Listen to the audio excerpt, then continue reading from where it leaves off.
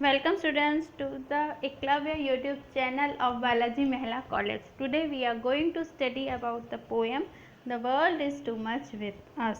The poem is written by the famous nature poet William Wordsworth. ये कविता हमारे महान प्रकृति के कवि विलियम वर्ड्सवर्थ के द्वारा लिखी गई है। विलियम वर्ड्सवर्थ का जन्म 1770 में कोकरमाउथ कम्बरलैंड में हुआ था। ये पोएम एक सोनेट फॉर्म में लिखी गई है। सोनेट होता है अ 40 लाइन पोएम, तो ये पोएम एक सोनेट फॉर्म में लिखी गई है। विलियम वर्ड्सवर्थ जब इस पोएम को लिख रहे थे तो उनके माइंड में जो उस समय की जो लोग हैं उनके अंदर क्या फीलिंग्स थी, किस तरह से वो लोग अपने आप की शक्तियों को वेस्ट कर रहे थे फिजिकल प्लेजर्स के लिए, मटेरियलिस्टिक चीज़ों के लिए, उन्हें देखते हुए उन्होंने ये पोएम लिखी है। Now we start the poem. The world is too much with us. जो ये वर्ल्ड है, ये संसार है, is too much with us. हमसे बहुत अधिक परेशान हो चुका। Too much हमसे परेशान हो चुका।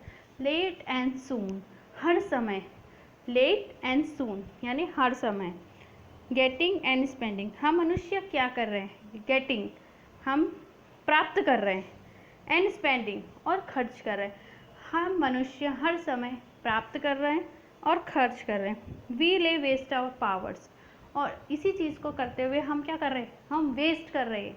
किसे? हमारी पावर्स को, जो हमारी शक्तियां हैं उन्हें हम इन सब चीज़ों में वेस्ट कर रहे हैं।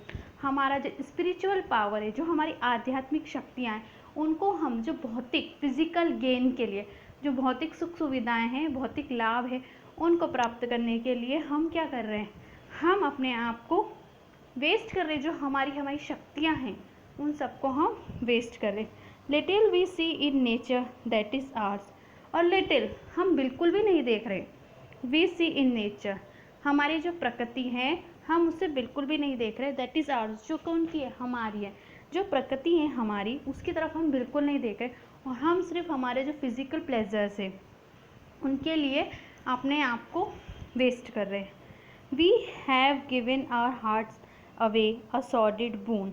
हमने क्या कर दिया है? हमारे हार्ट्स, जो हमारे हृदय हैं, उनको बेच दिया है। मतलब फिजिकल प्लेजर्स के लिए हमने जो हमारे हृदय हैं उनको बेच दिया। ये बात क्या है? एक सॉर्डिड बून है, एक तुच्छ बात है, एक निम्न बात है कि हमने जो फिजिकल प्लेजर्स है उनके लिए, मटेरियलिस्टिक चीज़ों के लिए, भौतिक सुख सुविधाओं के लिए हमने हमारी आध्यात्मिक शक्तियों को बेच दिया है। ये बात वो पॉइंट कह रहा है। मतलब उस टाइम के जो लोग थे मटेरियलिस्टिक चीज़ों में, फिजिकल प्लेजर्स में इतने व्यस्त थे कि उन्हें धार्मिक मतलब आध्यात्मिकता से कोई लेना देना नहीं था, नेचर के प्रति भी उनका कोई प्रेम नहीं था। इसलिए पॉइंट ने हमें ये सब कुछ बता रहे।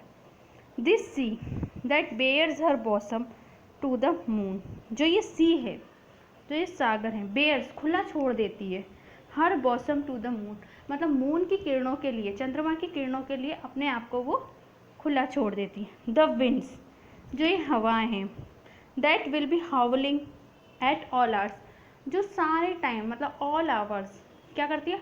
हाउलिंग करती रहती है, मतलब चिल्लाती रहती है, हवाएं चलती रहती है। And are upgathered now like sleeping flowers, वो कैसी हो चुकी है? आर अपगैदर्ड यानी अब मुरझा गई है, थक गई है हवाएं। शाम पड़ी, रात हुई, तो वो हवाएं भी अब थक गई है। किसकी तरह थक गई है? लाइक अ स्लीपिंग फ्लावर, जिस प्रकार जो फूल होता है मुरझाने के बाद कली बन जाता है, उसी प्रकार जो ये हवाएं हैं वो भी दिन भर चलने के बाद शाम के समय थक चुकी है। फॉर दिस इसके लिए, फॉर एवरीथिंग सभी चीज़ों के लिए, we are out of tune मतलब अब हम इन सब चीज़ों से परे हो चुके हैं। ये जितनी भी चीज़ें हो रही है उनसे अब हमें कोई मतलब नहीं है, ये सब चीज़ें हमारे लिए बहुत परे हो चुकी है। इट मूव अस नॉट, और ये सब चीज़ें अब हमें प्रभावित नहीं करी। मूव अस यानी हमें प्रभावित नहीं करी। मतलब नेचर में क्या क्या हो रहा है, जो सी अपने आप को खुला छोड़ रही है चंद्रमा के लिए, जो कलियां हैं मुरझा गई है, हवाएं अब नहीं चल रही हैं, तो जितनी भी प्रकृति की चीज़ें हो रही है उनसे अब हमें कोई प्रभाव नहीं पड़ रहा। मतलब ये सब चीज़ें अब हमें प्रभावित नहीं करी। क्यों? क्योंकि हम सब मटेरियलिस्टिक चीज़ों में व्यस्त हो चुके हैं, भौतिक सुख सुविधाओं को प्राप्त करने में हम अपने आप को व्यस्त कर चुके हैं कि जो प्रकृति में क्या हो रहा है क्या नहीं हो रहा है उनसे अब हमें कोई फर्क नहीं पड़ रहा है।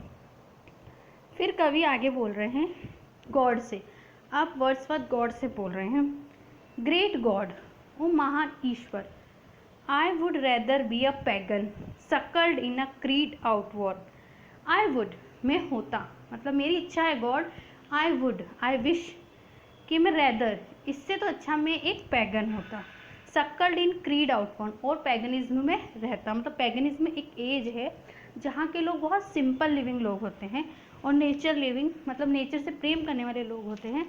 तो वो लोगों के साथ मतलब पॉइंट यूँ सोच रहा है कि मैं नेचर के साथ प्रेम से मतलब पैगनिज्म वाले युग में रहता और विभिन्न वस्तुओं का वहाँ रहकर आनंद लेता।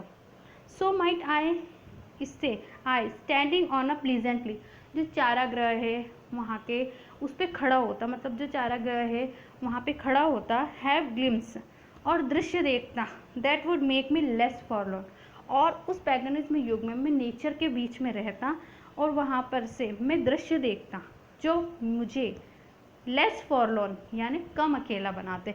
मैं वहाँ रहता तो मैं वहाँ पे अकेला फील नहीं करता, ऐसा पोइट बोल रहे हैं।